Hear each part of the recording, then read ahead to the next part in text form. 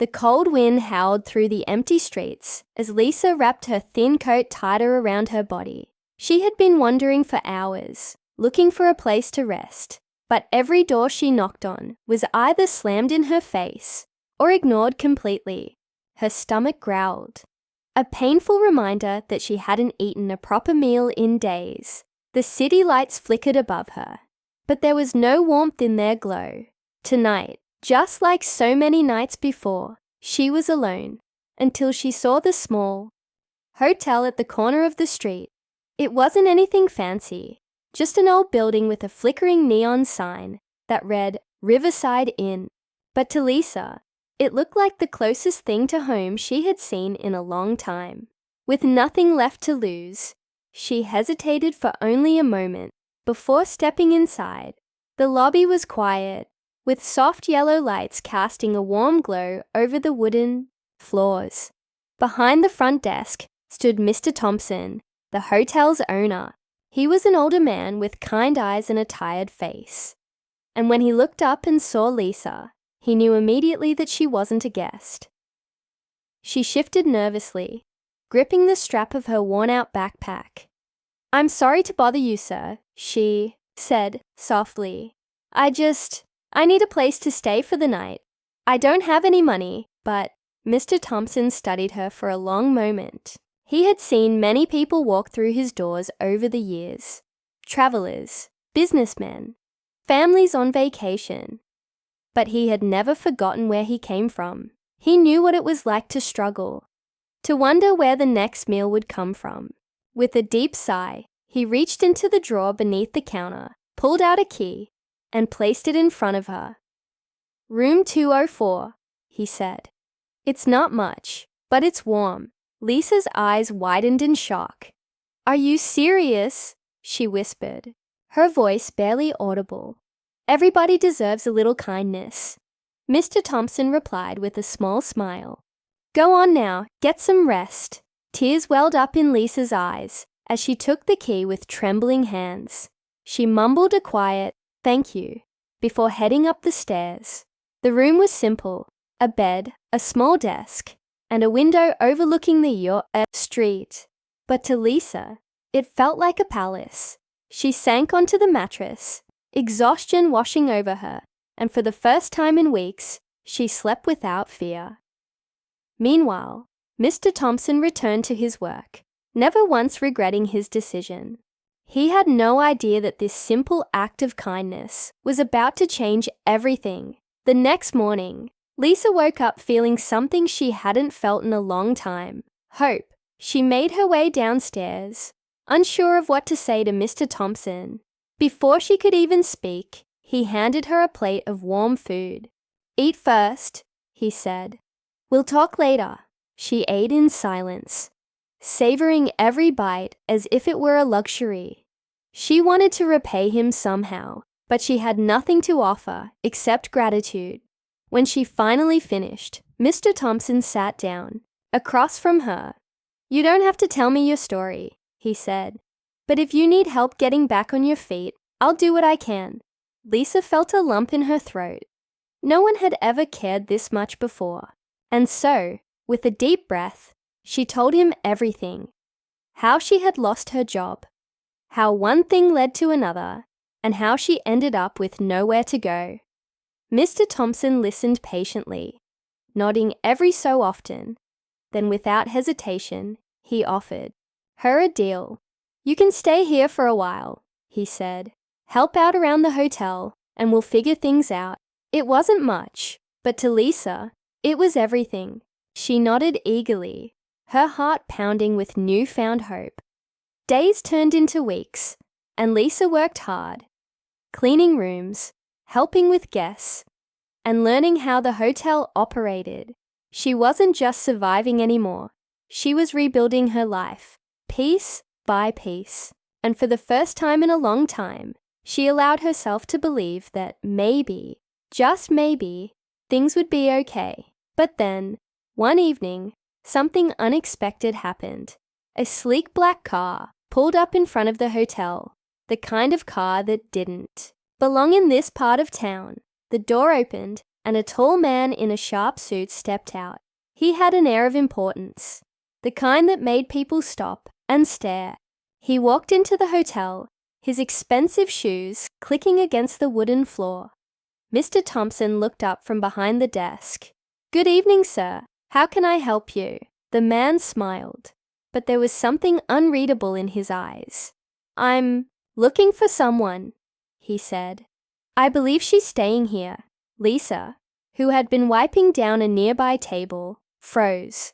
She didn't recognize the man, but something about him sent a chill down her spine. Mr. Thompson frowned. "Who are you looking for?" The man's gaze shifted to Lisa. Her! Lisa's heart pounded. Who was this man? And what did he want from her? Before she could say a word, the man reached into his pocket and pulled out an envelope. He placed it on the counter in front of Mr. Thompson. "What's this?" Mr. Thompson asked, eyeing the envelope suspiciously. "A thank you," the man said simply. "For taking care of her." Lisa stepped forward cautiously. "I don't understand." The man turned to her, his expression softening. "You don't remember me, do you?" he asked. She shook her head, confusion written all over her face. The man sighed. "Years ago, before everything fell apart, you helped someone. You didn't know it at the time, but that small act of kindness changed everything for me." Lisa's mind raced. She had no idea what he was talking about. "You gave me your last few dollars so I could get home," he continued. "I was broke, stranded, and had nowhere to turn. You didn't know me, but you helped anyway." Lisa's breath caught in her throat. A vague memory surfaced. A stranger at a bus stop, a desperate plea for help, and a few crumpled bills exchanged in the dark. "That small act saved me," the man said. "And I never forgot it." Lisa stared at him, speechless. The man gestured to the envelope. "Inside is a check, enough for you to start over, enough to make sure you never have to struggle again." Lisa's hands trembled as she reached for the envelope. She could barely process what was happening. Mr. Thompson looked at her, then back at the man. "Why are you doing this?" he asked. The man smiled. "Because kindness should never go unnoticed." And just like that, everything changed. But what would Lisa do now? Would she take the money and leave? Or would she stay and continue the new life she had built at the hotel? The decision was hers to make. But whatever she chose, one thing was certain. One small act of kindness had come full circle in the most unexpected way. Lisa's fingers trembled as she held the envelope. It felt heavier than it should have, as if the weight of her past, her struggles, and the unexpected kindness she had received was all packed inside. Her mind raced. A check. A chance to start over. But was she ready for that? After everything she had been through, could she just walk away from the only place that had given her a sense of belonging? Mr. Thompson leaned against the counter, watching her closely. He could see the storm of emotions in her eyes. He had come to know Lisa well over the past few weeks. Her work ethic, her resilience, the way she carried her pain quietly, but never let it define her. Now, standing before her, was a life-changing opportunity, and yet she hesitated. The man in the suit, James, watched her too, his expression unreadable. He had expected her to be happy, maybe even relieved, but he didn't know that for Lisa. Accepting this gift wasn't so simple. I don't know what to say," Lisa finally managed. "You don't have to say anything," James replied. "It's yours. No strings attached." But was that true? Lisa wasn't sure.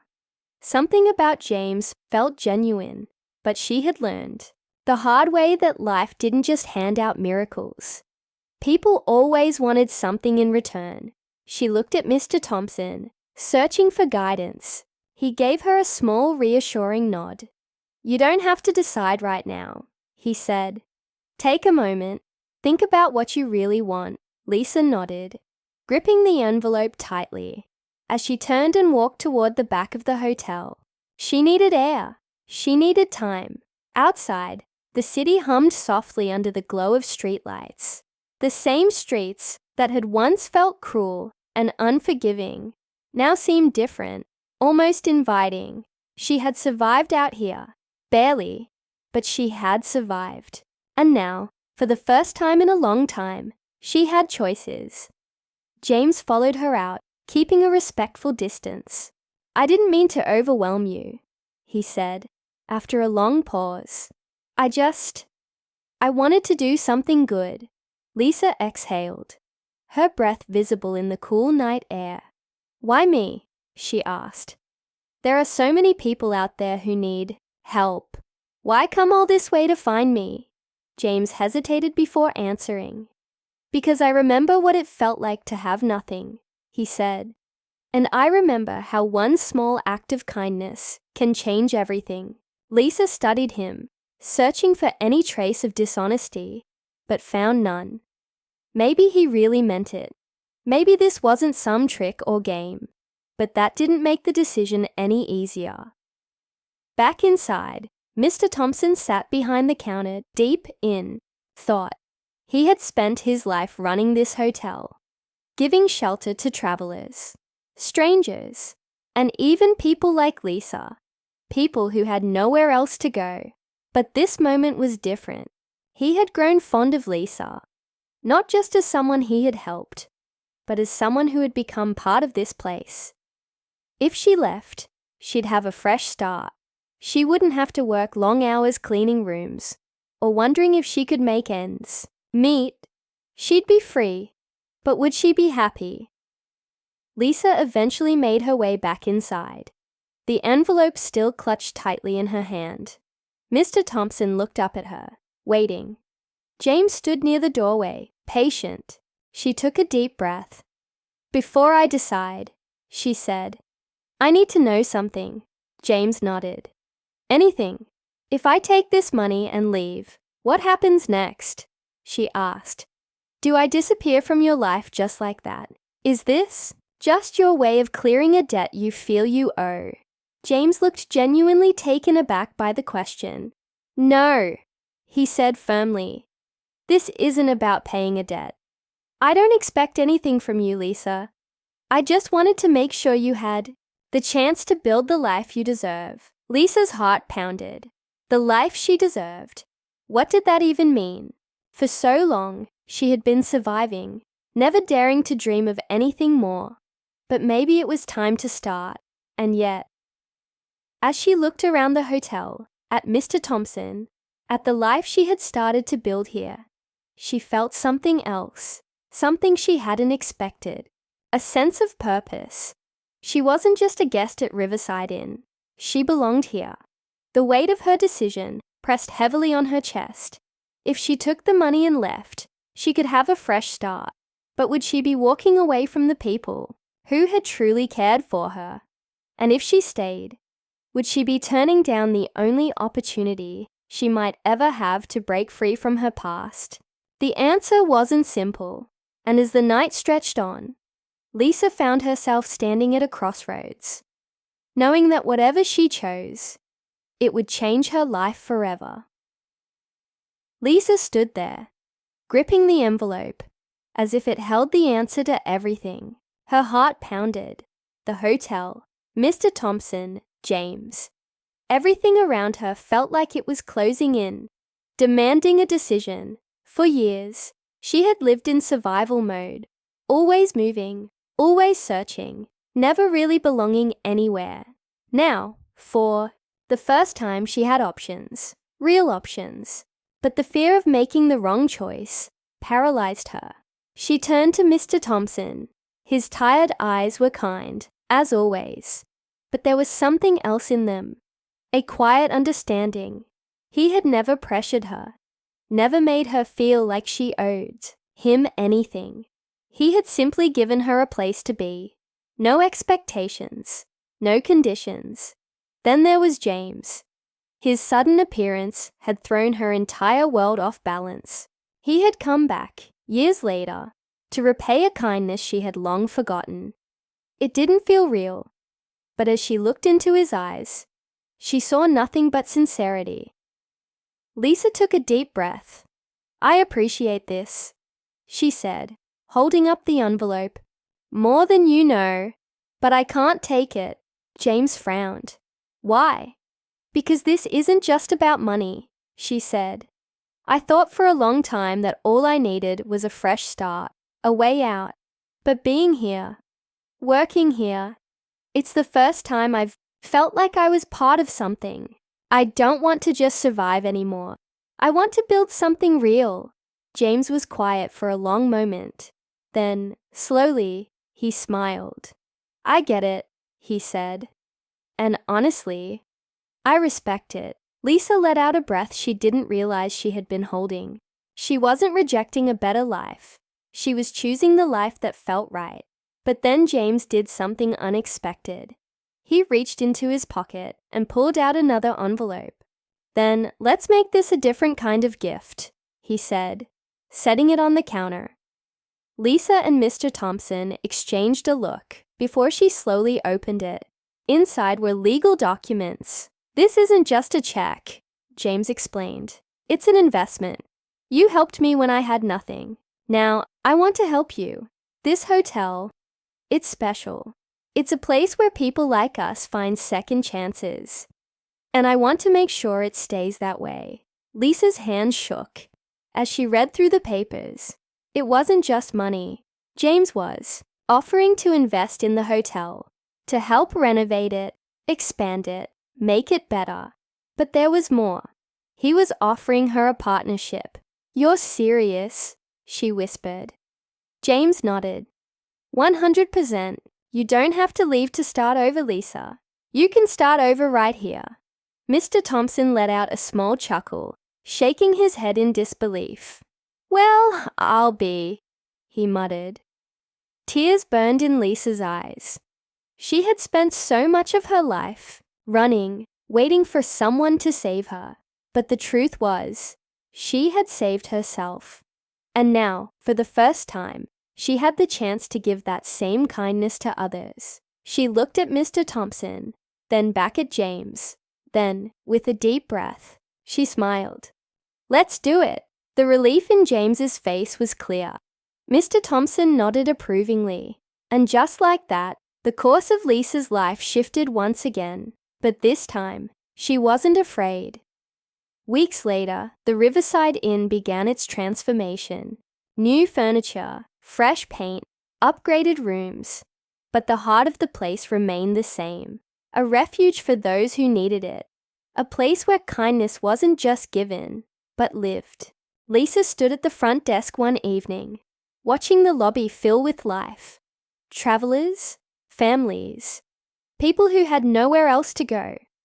She caught sight of Mr. Thompson, who was sitting by the window with a cup of coffee, looking more at peace than she had ever seen him.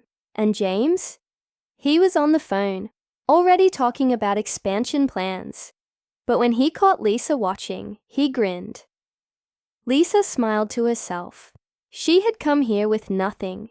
Now she had everything that truly mattered. Not just a roof over her head, not just a second chance, but a home.